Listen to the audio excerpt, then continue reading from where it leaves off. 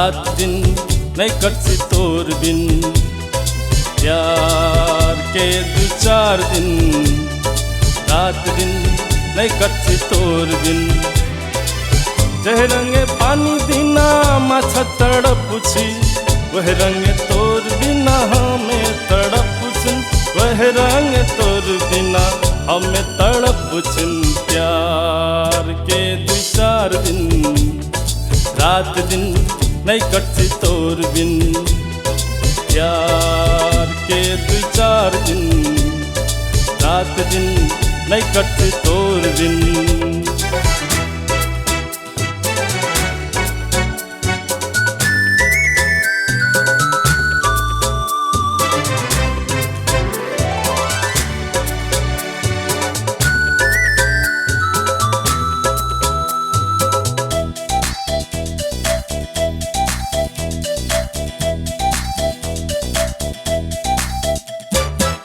चखने मन तखने सपना में देख सुन। ओ जखने मन तखने सपना में देख सुन। सपना में अपना तोरे बना चुन। हर दिन हर पल तोरे न ले चुन। तोर न लाके गुमसुम है चुन। तोरे न लाके गुमसुम है चुन। मन है पागल दिल है पागल काजल गे तोर बिना हम है नी पागल।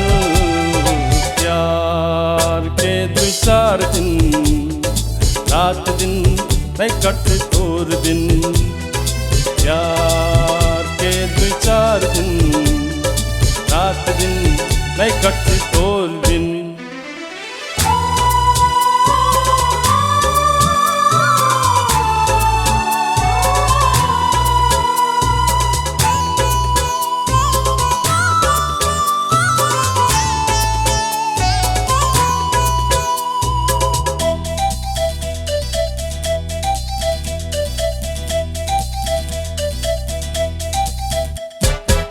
पकड़ी के तोर हाथ छोड़े मन नीलाक्षी। ओ पकड़ी के तोर हाथ छोड़े मन नीलाक्षी। छोड़े लगिन दिल रानी मनसी कांसी। तोर से जतना कर छुन गपके उतने कर छुन। तोर से लवगे उतने हम कर छुन।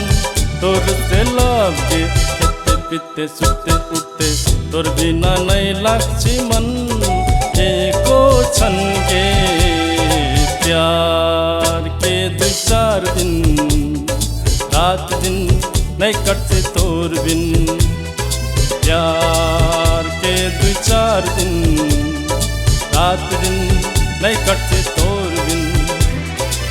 जह रंगे पानी बिना माछा तड़पुछी वह रंग तोर बिना हमें तड़पुछन। वह रंग तोर बिना हमें तड़पुछन। प्यार के दो चार दिन रात दिन नहीं कटसी तोर बिन। प्यार के दो चार दिन रात दिन नहीं कटसी तोर बिन। रात दिन नहीं कटसी तोर बिन। रात दिन नहीं कटसी तोर बिन।